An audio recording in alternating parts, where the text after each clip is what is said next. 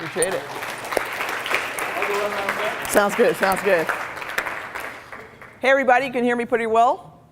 Good? All right, great. Thank you so much, Travis, for inviting me and having me. I'll try not to do this right here because it's a little blinding. So I like to move around, but I'll kind of stay a little stationary for the time being. I'll man the PowerPoint, not too much up here. So what's so cool about Travis is the fact that, you know, I was interning at WCTV while I was at Florida A&M University, and like Travis was the dude, right? So in sports, I mean, at the time we were doing tape to tape, and you would go out and shoot a game or a couple games and come back and like edit and have it for the 11 o'clock newscast, and the dude was pretty darn good, pumping out VOs, both sides, packages, whatever was necessary for the broadcast. And now he's transitioned over into the academic world, and it's pretty cool to see the transition. So appreciate you having me here. I will try to make this as engaging as possible, but I hope that you jot down some notes or have any questions, and at the end we'll take that. I don't want to talk the entire time, even though that's probably what I'll do, and I'm here to do, but I really want to hear your questions, your thoughts, and if I can provide any insight to you, I'll be happy to do so. So how many of you have been asked throughout your life, especially when you were younger, what do you want to be when you grow up, right? We've all been asked that question. And what were some of the responses that you had? Feel free to blurt them out. Lawyer, psychologist. Cosmologist, is that what you said? I'm sorry, thank you. So we had like a variety of things that we were interested in doing when we were growing up. And when I was 5 years old, I proudly declared that I want to be a sportscaster. And I know that lawyer or doctor or princess or astronaut or pilot were some of the more popular things that I had heard growing up. But for some reason, it raised eyebrows when I said that I wanted to be a famous sportscaster and work for ESPN. And I don't know quite why that was. I grew up in a middle-class black family here in Tampa, and I had the opportunity to go to Hillsborough High School, then on to Florida A&M University. But I knew as early as 5 that this is what I wanted to do. And there were follow-up questions that came with it, and I had to just proudly and profoundly proclaim to everyone that this is what I wanted to do, and there was nothing that was going to stop me from getting there. And so I wrote it down in my yearbook, all that kind of stuff. And it was the power of my words that helped me to get to where I am today. That's the power of speaking things into existence. Whatever it is that you're interested in doing, that you believe you want to do, you have to speak it into existence. And I think a book that was really popular several years back called The Secret, in that you speak it into the atmosphere and the world conspires in your favor if you believe it to be so. And so for me, that was really important to share with not only myself, but my parents and anybody that I came into contact with, that this is what I wanted to do for my career. Well, like every school student or preschooler or elementary school student, even middle school, my job was to try to make my parents proud, right? So by the time that I was 7 or 8, I felt like, okay, I'm a good student, but I also had this like pulling and yearning to do sports. And unlike my very poised and proper mom, I was ready to get down and dirty. I was trying to play football, baseball, basketball, you name it. And to prove that point, I would roll up Big League Chew or fruit roll-ups in my mouth, and I would be standing in front of the TV practicing the stances of the Chicago Cubs because they were on a superstation, and I just grew to like them. And I was just like, yeah, I'm going to be all in it. Or I was watching football on Sundays, right? And since I didn't see many women or any women calling the games, it was like I put myself in this cutthroat home internship for kids. And I was watching Pat Summerall and John Madden on Fox NFL Sundays because I said to myself, when I grow up, I can do something like that, even though I didn't really have too many examples to fall back on.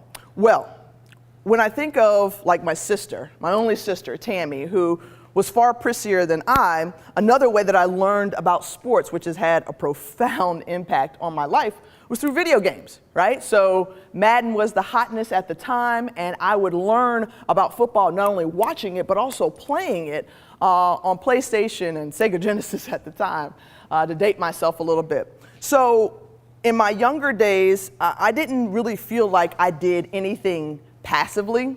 I was an all-in type of person.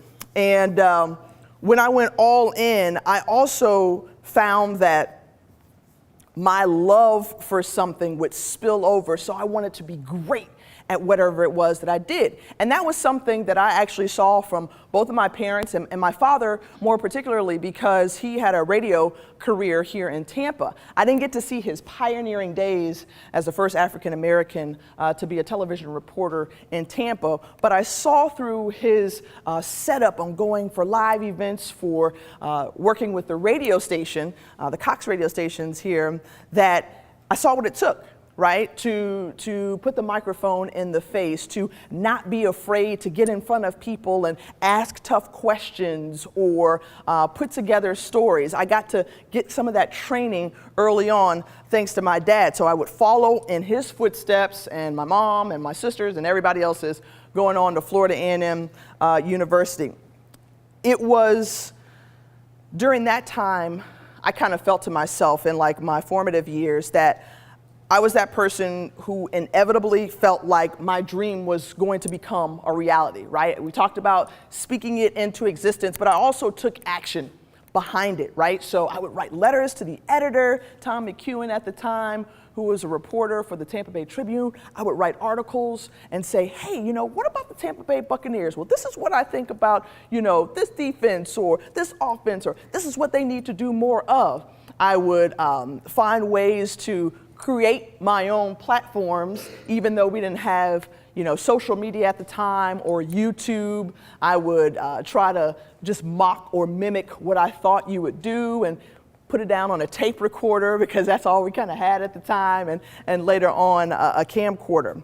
And so from the time that I graduated from college, and you can see from the top left that I was a huge Tampa Bay Buccaneers fan, and I was all about going on to play as the first woman in the NFL. Well, that didn't quite happen, right?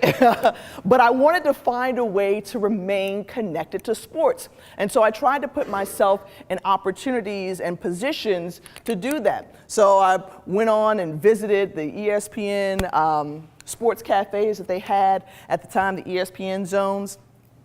And later through the years, I would have the opportunity to actually be a reporter on camera. And I thought to myself, man, I made up in my mind that you can't make this stuff up. You just have to make it happen.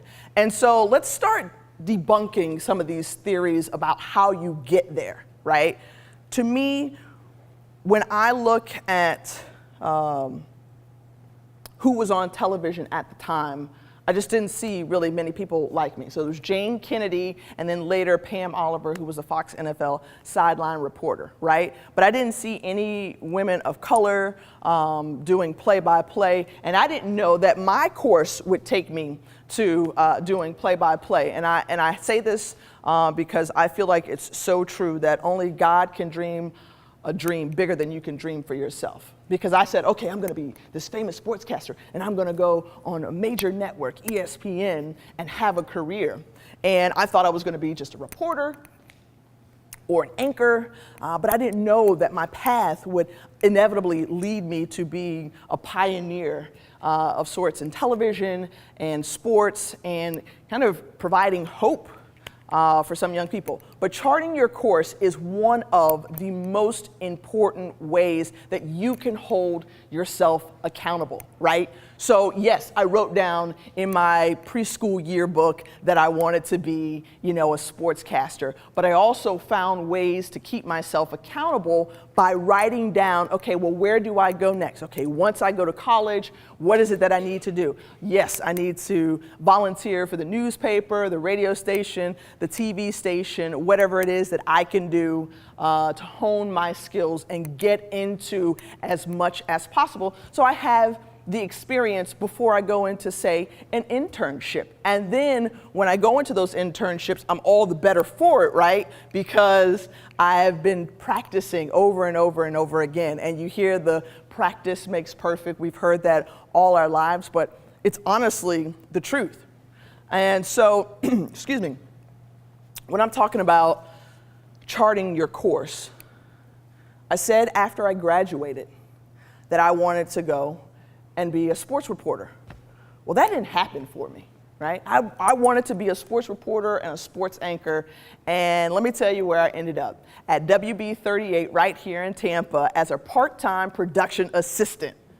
Woo! Way humbling, right? So I am a floor director, an audio operator. I am editing packages for everybody else for the sportscast. I'm like, wait a minute, where's my turn? I got some internship experience. I thought I had a little something going on out of college. It was silly of me to think that I could go right from college into a top 15 market and get a job on air. But what I did was take advantage of that opportunity, right? So yes, I was shooting and editing. And I found ways to raise my hand and say, hey, I can go out and shoot highlights on Friday nights if you want me to for football. I already had that experience with Travis when I was in Tallahassee. Let me use that now. Or there's something going on Saturday and I got a press release about it. Do you mind if I just take a camera, go out and maybe write my own package and put it together, and perhaps you can voice it, but I can also use it for my reel? Yeah. And it was those things that I was able to do that helped me in that 6-month period of time before I went on to WJCL, in Savannah, Georgia. All right. And there I was what? A photographer. What?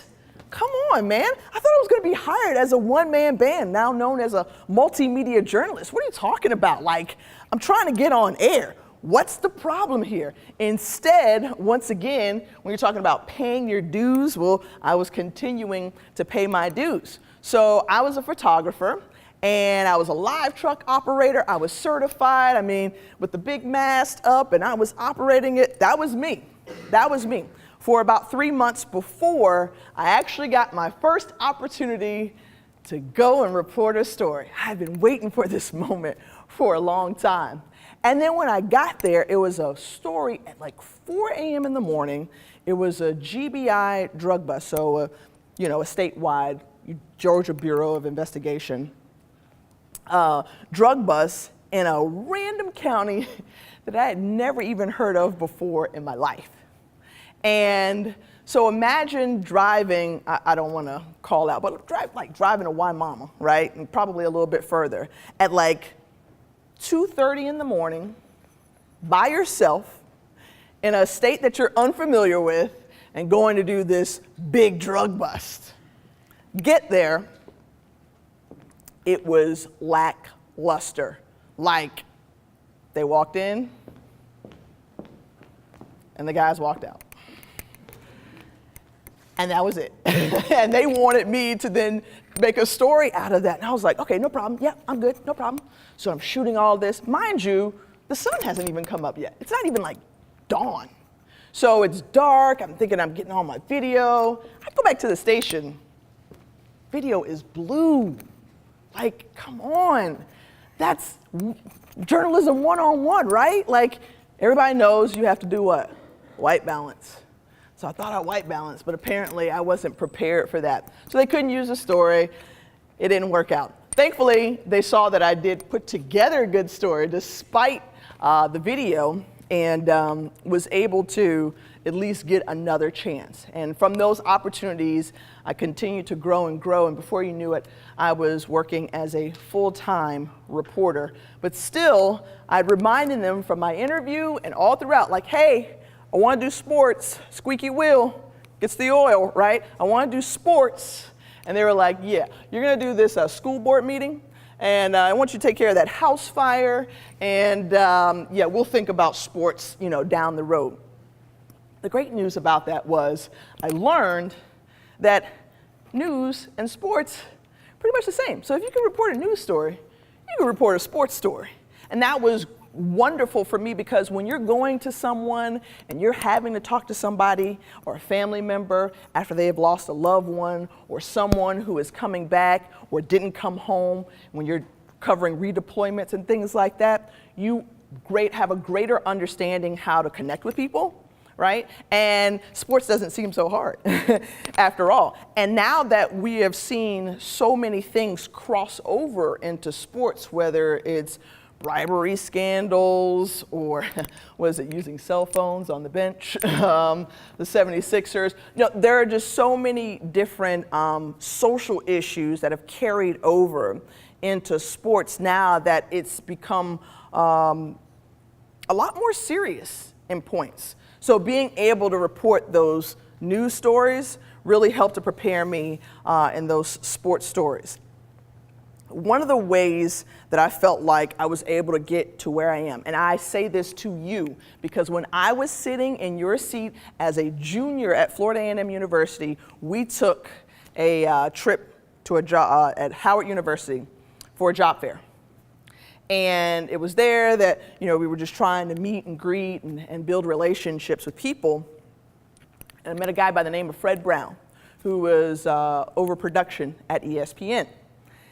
And it was in, I can't even tell you what year that was anymore, but let's just say my junior year. It took 15 years from when I was sitting as a college student to get to my dream of ESPN, right? So I wrote it down, I spoke it into existence, I charted my course, and yet and still, it took me 15 years to get to where I am. Now, I wouldn't take anything for my journey because I've learned so much along the way, but sometimes it takes those relationship building moments to help you further your career, right? Because you can have talent all the day long, right? But who knows who you are? Who knows the work that you're putting out? And yes, it's important that you know who people are, but it's also important that they know who you are. And the way that I was able to get to ESPN, in my mind, is not only through talent, but being relentless in my relationship building. And the reason why that's so important is because you're wanting people to remember who you are. And oftentimes you've heard it, and it doesn't matter what industry you're in, people hire who they know, right?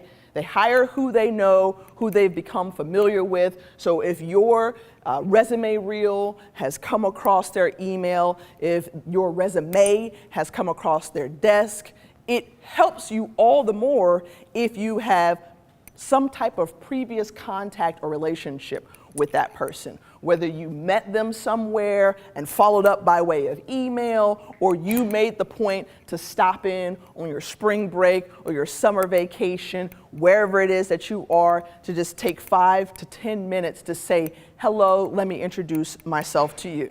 Relationship building can come in many forms. And so people always are asking like, well, how do you make that tangible? Like, tell me what it is that you do. Well, if you've met someone, right, you hope to follow up with an email after you've met them. Well, that's normal now. That's become kind of like a standard. And because people don't always take calls or have time to talk, to me, how do you personalize that? How do you personalize your experience so that people remember who you are and you can continue to develop those relationships? Write a personal thank you note, like handwritten, and drop it in the mail. Like, how many people really use the US Postal Service on a regular basis to write letters to people, to sing birthday cards or thank you cards? Some, but maybe not as much, right? And so that's one really simple way that you can make people stand out or make yourself stand out. Secondly, it's being consistent, right? So whether it's, our phones make our lives really easy. So all we have to do is put in our calendar that every 3 months we need to reach out to so-and-so. All you have to do. And if you can't do that, then at least holidays and birthdays. That's really simple. We don't forget Christmas, Thanksgiving, July 4th. That's a really simple way of going out and remembering somebody. People appreciate that because oftentimes you kind of go back and forth in your initial meetings, and then it's just like, All right, well, I didn't hear from him, and I've emailed him twice, so I'm just going to leave him alone. No. How about when something important happens in your life that you think is worth sharing, like, hey, I really did this awesome project, and I would just love for you to check it out. Even if you don't get a response, at least you're remaining consistent. And perhaps one of those times, that employer, that person that you're trying to create that relationship with, will get back to you. So just encourage you to do that. I'll continue with the part of the journey. So I was in Savannah, Georgia, right, for 3.5 years, and I worked as a general assignment reporter, got a chance to do some sports. And then I took a job as a part-time sports photographer at a competing station in the market. My contract was up. I really wanted to hone in on sports, okay? So one way that I was able to kind of stand out was, yes, I'm a woman. Yes, I'm black. Yes, I'm doing sports. Okay, that's great. Now, once you get past all of that, what I want you to know is that I'm a really hard worker, okay, and I'm really talented at what I'm doing, and here is how I'm standing out by way of my work. Judge me on that. Just don't see what is, your eyes are taking in. And so I went from Savannah, Georgia to Central Florida News 13 in Orlando. And again, I thought I was going to be doing sports. That's what I'm applying for, right? Wrong. Okay, well, when did we get to the sports thing? You're in sports. Well, how did you get there? Well, I was a feature reporter for Central Florida News 13. So I was doing like building community, your kids, talking about health issues.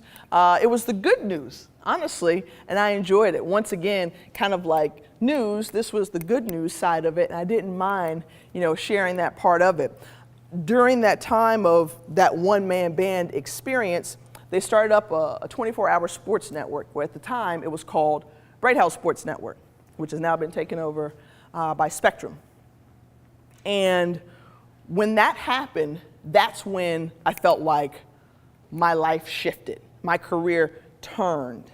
And it was because of Bright House Sports Network that I was able to move from just a reporter role to, I did sideline reporting for high school football. I did play-by-play for girls and boys basketball and softball and a little bit of volleyball. I was hosting, I was anchoring. I got a chance to do all those types of things. Now, I was really blessed to say that I was at the right place at the right time, but I also made sure that my work helped to support the move that my bosses eventually made. And so it was there that really the shift happened for me. Well, yeah, sure, it's cool that I got there, but what were some of the challenges that I experienced along the way?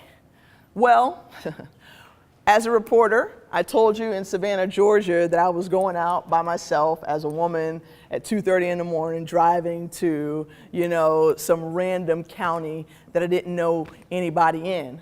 Well, when I got to do sports, the look was a little different, right? So it was still kind of a big deal that women were allowed to go in the locker room. And I can remember even being an intern here at WFLA and covering the Bucks, that when I would go into the locker room, and this was during their heyday, that, players would challenge you to look at them, like, you're a woman, you're in the locker room, check me out. And the rule is, I don't care if you're a woman or a dude, like, you're trying to look neck up, right? I'm not worried about what you got. I'm here to get the story, right? So those were just subtle challenges. And then I would go into, later on, I did another internship, and those internships really helped to prepare me because I was now in professional level locker rooms, and so I kind of saw what it was they were doing. So when I got to the Magic locker room, it was a little bit better. They were a little bit more respectful. But it wasn't the players at that time I was worried about. Then it was my coworkers and my colleagues, right? It was just like, wait a minute. It's cool. They're letting women in the door, We had to meet a quota, so She's just here. She doesn't really know sports, okay? So on a daily basis, sometimes my sports knowledge was challenged, right? So yeah, you're not supposed to be here because you're a woman. And now, oh no, you don't know sports the way I know sports. Well, look, man, you and I probably both played high school ball and nothing beyond that, okay? Let's just be honest. And we didn't always, excel at everything we did, but we studied, we learned the game, right? The same way. So I can take in information just the same way. And I can talk the lingo just like you can talk the lingo. So let's not puff ourselves up a little bit. But that was something that was subtle, that was always like, kind of thrown in your face of you're having to prove yourself that you belong and that you're supposed to be here and that you're a woman and that you can report sports just as well as a man. Fast forward to 2008, still at Bright House Sports Network. This was during the championship season for the Florida Gators. Tim Tebow had given this, rousing speech. You will never see a player work as hard as me, because they had, lost, to Ole Miss at the time. And they go on to win the SEC championship and the national championship. Well, it was after I had covered that game, which I was driving from Orlando to Gainesville by myself. They didn't have those nice handy, light cameras at the time. We had the 15-pound camera, about the 12 to 15-pound tripod that we were lugging around. I had a little cart, so I was trying to be cute with it, walking through, because Gators fans were everywhere at Ben Hill Griffin Stadium, and so there was so much commotion. The walk from the car into the stadium was a lot. They didn't have they didn't have an elevator, so you always had to take stuff down the stairs. It was heavy. It was taxing. Seriously, it's like 30 pounds that you're carrying around. And after a time, I don't care if you're, again, a man or a woman, it gets tiring. Because then, after you get in, what are you doing? You're shooting the game, okay? On your shoulder. And you're running up and down the field trying to get in front of the action. And then when there's a great play, you go this way, or change a possession, or change a quarters, or whatever. So I would do that, set up, and there was a press conference room. I would plug into the malt box, get my sound that I needed, then try to fan off, have a towel, whatever was necessary, set up the camera, stand in front and say what happened in the game, do a recap. Well, got to go edit it, right? Got to send it back for the newscast, depending upon what time it was. And then I would be driving back at 2, 3 in the morning from Gainesville back to Orlando. So I felt like I had put in the work, okay? I've been covering the Gators all season long. I felt like I put in the work. What happens? My boss comes in and says, yeah, we're gonna give this SEC championship to, your colleague. They didn't really give me a great reason why, but, it was we feel like, a little more comfortable and he's a little more seasoned. Well, if you felt comfortable with me covering every regular season game by myself, why wouldn't you feel comfortable with me covering the SEC championship with a photographer? And I could have taken that a lot of different ways, right? But I didn't it upset me, don't get me wrong. It did upset me, but I didn't let that hold me back. And what I did was I used it as fuel to try to prove all the more that I was worthy of being able to cover championship level games. I felt like my work spoke for it, but if you didn't believe me then, I'll just keep working my tail off to try to show you that I'm worthy. Now, again, it could have been a number of reasons, and I went in there and voiced my concern about what it is that I felt like I should have been doing. We're all faced with those types of situations where people pull us out for whatever reason, right? Like, oh, you're too young, oh, you don't have enough experience, or oh, I'm just not as familiar with you. And in those moments, whatever it is that you plan on doing, whether it's a career in media or beyond, just take those moments to assess what it is that you feel about the situation, share those thoughts in a constructive way, and then use that. Again, you hear athletes talk about it all the time of how, they had to overcome adversity, or they felt like they were passed over, things like that, and how they used that to fuel them to be the best that they could be. And so I really worked hard to try and do that. Also, I continued to show them, hey, I'm going to be consistent. I'm going to keep building these relationships with you, news director, general manager. Let me keep coming in your office, reminding people of the good work that you've done, right? We're our biggest cheerleader and our biggest critic, right? So the best way for you to share the good work that you're doing is letting people know, right? Sharing the good news that you're efficient, or that you're enterprising, or that you broke this story. It never hurts to remind people, of some of the work that you've done.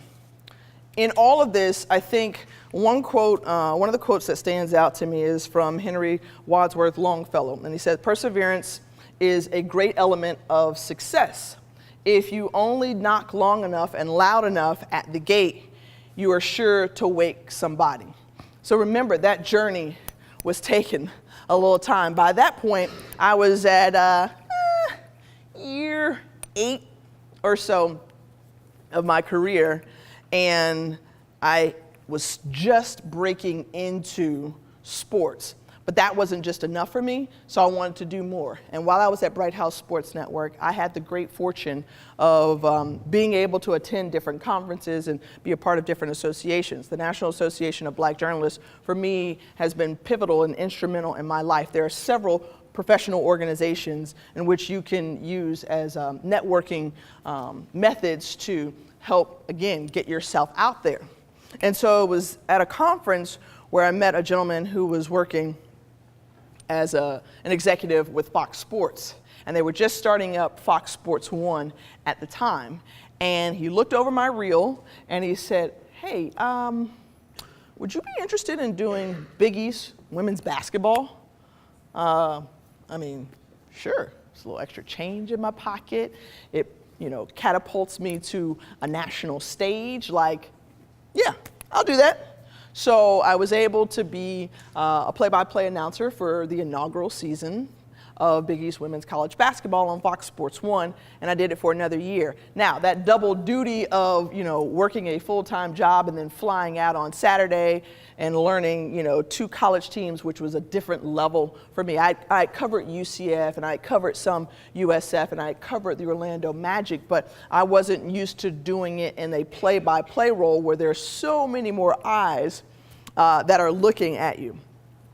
So the whole notion of putting one egg in one basket to realize my dream was something, that I chose to do, and I was very fortunate that it worked out, and I worked hard to help make that happen. If you have a dream or a passion or a desire that is burning inside of you, go at it with reckless abandon, right? Don't let anybody take that from you, and then strike out and get back up and strike out and get back up until you reach it. And if you don't reach it, then you say, okay, you know what? I put forth my best effort. Now I'm going to try to, refocus on something else. But whatever it is, you go at it with great passion and great fire, and you persevere, because there are going to be some ups, right? And there are going to be some downs. And it's how you rise out of those valleys that helps to define, who you are. So I'll kind of fast forward and come to a close in saying that walk in your greatness. So I'm a believer of God. I rely on my faith to help me get to places where I don't even know that I can get myself. And whatever it is that you believe that helps you to be your best self, I encourage you to walk in your greatness. Right? We are all destined for something great, in my mind. And so I believe that for you all, whatever it is that you believe that you can do and contribute to society, to our community, to this world, leave your mark in whatever way you feel like you're led to do so, right? So now I am in the process of walking in my greatness. As Travis mentioned, being the first African-American woman to call a college football game on a major network is like awesome, humbling, and sad all at the same time. Awesome because you get to be the first, right? Nobody can take that away from you, and you feel good about that, being able to be a pioneer or a groundbreaker in that respect. It's exciting, because you get to take this, new challenge on, and definitely I faced some interesting moments within calling college football, because that's a different level now, right? Everybody consumes football. Baseball was America's pastime, and I really think, the tide has changed, and, we're constantly consuming football.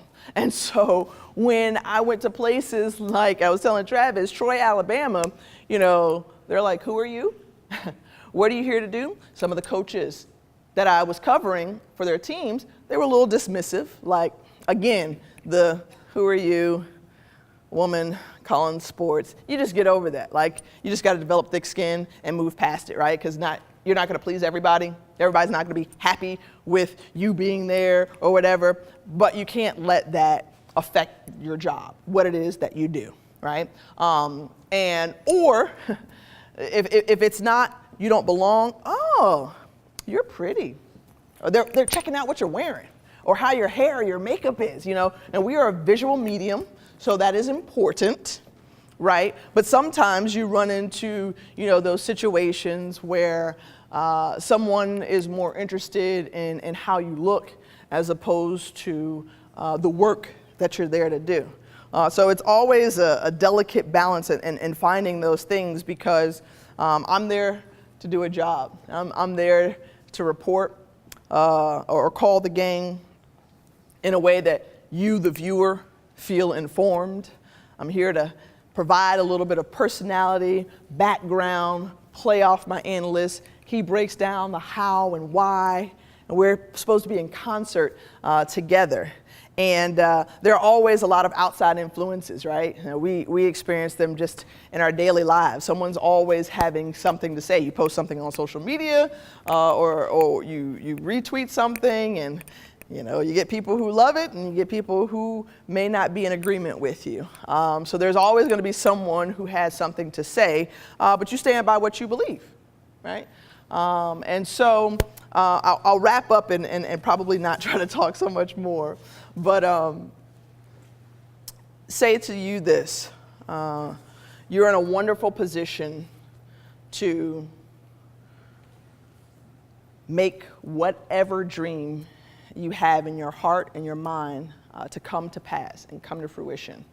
And I hope that just during this presentation that these have just given you a couple of things to chew on, gnaw on, think about, consider, and helping you get to where it is that you want to go. Take advantage of every opportunity, literally every opportunity that you are given. Make your own opportunities, right? Create your own opportunities. That's what's so beautiful about society today, is that there are so many different avenues in which you can create your own opportunities. You can brand yourself. You can become an expert in things. You can have people follow behind you because of what you're sharing with them. Use every tool at your disposal, because the world truly is wide open to you. And so I am thankful to stand in this position, having called volleyball regionals, and having called, now getting a chance to call basketball and football, and now going to the Women's College World Series coming up in May and June. I'm thankful to have done all of that. But in that process, I just want to, speak to another part of my life that's been really important to me, which is having a family, right? Because sometimes you wonder, how can you balance and juggle all of it?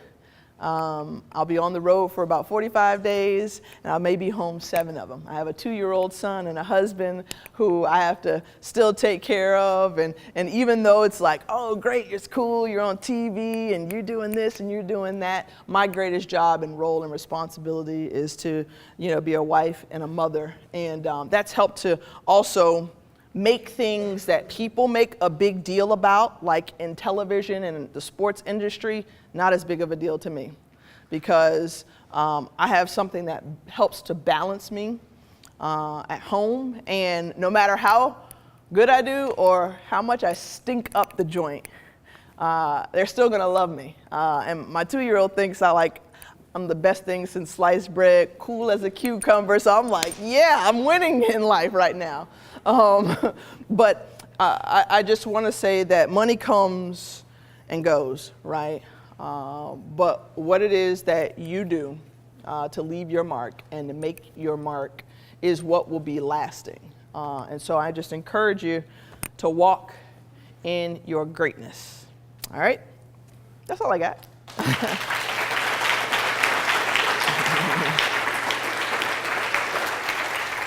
Now, I honestly don't know how much time we have left. Trey? 25 minutes. All right, yeah. So if there are any questions that you have specifically of me, please do not hesitate to ask, because I really try to be an open book outside of pay, right? So yeah, yes, sir. You were saying 15 years after you graduated, did you ever think, maybe, crap, I might not make it? What kept you going? Yeah, I mean, there are a lot of times, and thank you for your question, where I felt like I was being knocked down. Every time I was like, oh, take a couple steps forward, jab, hook. And so in those moments where I felt like I wasn't, my dream wasn't being actualized, or I was going to be deferred or diverted off my path, I literally was looking in the mirror and one of those people who uses affirmations to help propel or motivate me, right? To say, you are enough, you can do it, you're here for a reason. And again, I use the power of words because I think they have so much weight and they can help you. Because if you get something in your spirit and you hear it enough, you're gonna start to believe it, right? Whether it's positive or negative. Right? So if I have the opportunity and I feel like this is a negative situation, then I'm like, let me say something, let me counter that with something positive. So I did that. I prayed a lot. Again, I talked about, my faith. That was another motivating force. And then I found mentors. People who I felt like were for me, who had walked the path before me and could give me insight on how to deal with things, right? So how we internalize and take situations as opposed to maybe how they are can be different. And so I had to learn not to be so sensitive about things, or to just, again, develop that thicker skin when things came my way, when situations came my way that, again, didn't fall in my favor. Being able to call on somebody or some people to say, what's the deal with this? Have you ever experienced this before? Or how would you handle this situation? Were some key factors in me kind of staying on course, because yes, I believed it. And yes, I felt like, shoot, this is not working out on the timetable that I wanted to work out. I was going to ESPN 5 years. You couldn't tell me anything. And I was just like, wait a minute, I'm not even doing sports. How am I even going to get to this place? So it's just this unrelenting belief that I could do it, but also having people in my corner who I felt like were behind me and were going to continue to push me to get back up whenever I fell down. Do you feel like as a pioneer in your field, do you feel like on the hot seat, you have to overcompensate for being the first person in your position? Yeah, certainly that creeps into your mind, right? Because you try to do what got you there, which is be yourself, and nobody can be that better than you. And then sometimes, for the things that you don't know or the shortcomings you may have, you kind of have to fake it till you make it. I know throughout my career, I have copied people. You kind of imitate them to learn and develop your voice or how you're going to do your call. And I work with some amazingly talented people who I can watch and pull on. But I think just being yourself, which sounds so easy to do, and at the same time, it is not the easiest thing to do because you're sometimes questioning yourself, like, so am I good enough? Like, am I translating and connecting the way that I want to? Are people receiving what it is that I'm saying? And look, again, you go back to, you're not going to make everybody happy, And so you being you allows people to be in a position to receive you and respect you for just the person that you are. I'm an outgoing person, okay? I like to laugh and have a good time. In my calls, they're a little bit different. So I may use more pop culture or hip hop references in how I call something as opposed to someone who might be a little bit more straight-laced. I can come and say something from a motherly perspective. When someone gets hit for a targeting call and the kid's not laying, he's laying down on the ground and he's not moving, like I feel that too, right? So I can say, somebody's mama is watching this, right? And they're worried about their baby, okay? I feel comfortable saying that. That's something I would say to my friends. And so being able to be you helps you to be different and stand out. Like if we were all homogenous and like doing the same thing, we'd be no fun. That's the beauty of the world, is that we all bring something different to the table. And so I just had to continue to understand that. And that did take some time. But just understanding like, I'm enough. I'm good enough, and who I am is what the world wants, not somebody that you've seen already before. A lot of my favorite sportscasters, when they talk about their previous history in the working field, they talk about writing, sports writing. Mm-hmm. So you think it's more effective to go into sports writing or to go through the news reporting route? Ooh.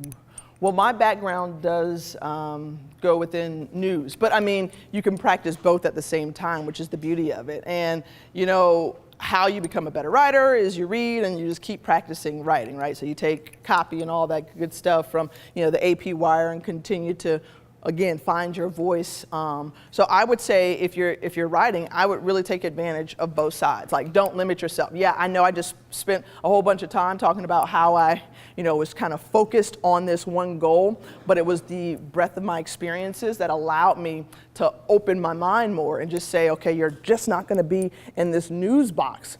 You can do sports, and if you can write a news story, it's really easy to write a sports story. Because you have stats and information that's already kind of readily available to you, especially if you're covering, a college or pro team. They already have a bunch of article and materials for you. So I say do both.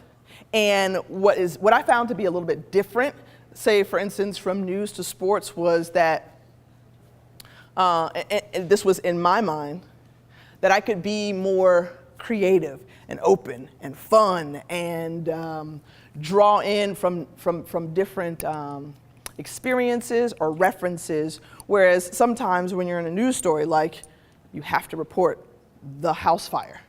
Like, that's not going to be, you can't lighten that up. You can't make that any different. Like, at 6:00 a.m., this house, started, being, was engulfed in flames, and this family had to evacuate and all this kind of stuff. Like, it just is what it is. But it's kind of the same thing with sports, where it's just like, Kevin Durant just went, 8 for, 11 and scored whatever points. So, sorry, I probably rambled there. But yes, I would say open yourself up to all. But kind of hone in on what it is that you want to do. So sports writing is your deal. Then make sure you have a nice portfolio of sports writing. Yes, sir. What are some of the biggest differences between local media and then nationwide media? I'd say that local media, you actually have this competitiveness, this competitive rivalry that goes on, but it's also like a family as well. So it's like, you know, your siblings, like you're in competition with your siblings, but you love them and like them and want to help them out at the same time. I think I was just sharing earlier that I missed that element of togetherness, to be able to go into a newsroom and sit down and talk about issues or things that just happen. Like, you want to hear different perspectives. And when you're doing something on a national stage, you know, my job is, for instance, next weekend, I'm going to fly into Lexington, Kentucky. I'll call 3 games at the University of Kentucky. I'll meet with our production staff on the night before, our analyst, producer, director, and graphics, and we may have dinner, and then that'll kind of be it. And then you're on your own, you're kind of solo. So it's very independent in that way, and that's a great thing. But at the same time, I really love the camaraderie of the newsroom a little bit more. So, yeah. You mentioned that you see a lot of stuff across the board with the media. Was there ever a situation where you just felt uncomfortable doing something in the past? Like you didn't feel like you do it as well as you do something else? Did I feel? Say it one more time. I'm sorry. Like if you went into a situation and you had to do a certain task, did you ever feel that you weren't comfortable doing that compared to what you were good at doing? Well, I'll tell you, even in play-by-play, like, again, most of my experience was a reporter. And so because of that, when I had done volleyball, for instance, I'd only called it for highlights. So, I mean, I knew the I knew the very basic, you know, spike, kill, set. You know, I wasn't too ingrained in the sport. And when they asked me to call it, and then you're talking about like regular season games, and then you're starting to go into the playoffs, you got to kind of know that stuff a little bit more. And that first year, I struggled with it because I just wasn't as familiar with it, and you're kind of learning on the fly. So that was something where it took a lot more practice. Like, I actually came out to USF when I started calling, especially for ESPN. I actually came out to USF, sat down with the coaches, and was just like, okay, look, let's just go through a little boot camp of what the heck is going on, and explain to me the positions on the court beyond I know that this is a middle hitter or an middle blocker, outside hitter, or something like that. Like, why are you saying left front, right back, rotations? I didn't understand all of that as well, and so I had to just kind of grow, and I relied on my analyst a lot that first year because I didn't want to say anything that I didn't know. Like, it was better for me to just shut up as opposed to, oh, I got to know it all. I don't. I cover a lot of sports, and I don't know it all. And that's the beauty of being able to have, you know, an analyst who has played the sport or who has coached the sport and can give you the insight and kind of hold you up when you don't know. I'm sorry. Do you guys have a question? You guys have a question? Okay, I'm sorry. What's your like next step? Like, I know you're doing calling right now. Do you Yeah. have any like additional goals for your career? Yeah, you know, I think that I just want to do bigger games. You know, I'm really content in this role, and that's something where in my career, I'm one of those people who is like constantly striving, and like in this business, it's like a rat race. So you're like, I got to get here, and I got to do this, and I got to do that. After a point, you just kind of want to settle for a second. And, you know, I thought about, oh, if I do a talk show or if I do this or that, I just want to call bigger games and have my voice a part of that. You know, when I think of, you know, Mike Breen now, but before Bob Costas or, you know, Al Michaels, Mike Tirico, you know, those are guys, and now Beth Mowens, Adam Amin, that, you know, I've looked up to. And so Adam Amin calls the Women's Basketball Championship. And one day, I hope to be in that position. Beth Mowens calls Women's College World Series. I'll get to be there this year. And the hope is, in the coming years, I'll get a chance to do that. So, yeah. Two more questions. Sure. What, like, I don't know how to phrase this. What is the most meaningful game that you've called or even just been to in any sport? That is a great question. Most meaningful. I think the easy or obvious one would be, my first like football game on ESPN2, which was the MEAC SWAC Challenge in Atlanta last Labor Day weekend. But I would also go to being able to call the Florida Classic, which is in Orlando, Florida. It used to be here in Tampa. It's between Bethune-Cookman and Florida A&M. They're rivals in state. And I remember going to those games as a kid. That was a family affair for us. And so to be able to call that game meant so much because I was already familiar with both sides. The rivalry is totally great. I mean, it's like your UCF, USF rivalry, right? The tradition may go back a little bit further between FAMU and Bethune-Cookman, but that meant so much. And it was like my university. And we lost in heartbreak. We've lost 7 in a row. Ugh, stings, even though we still control the series overall. But like, that meant like a ton because my family's there.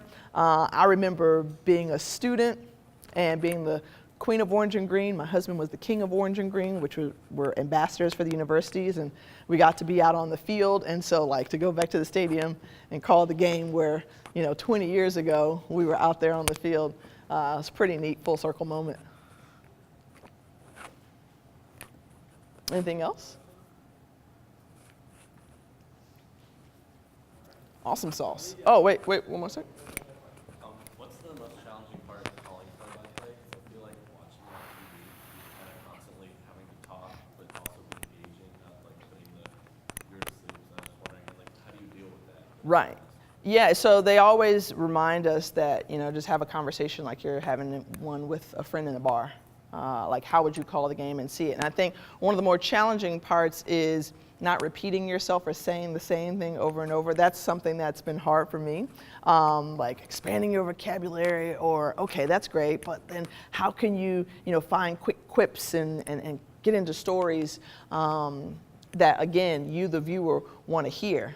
So beyond just the normal, like, okay, yeah, you're talking, the producer's talking to you at the same time, and you're hoping that your train of thought makes sense when it comes across the air.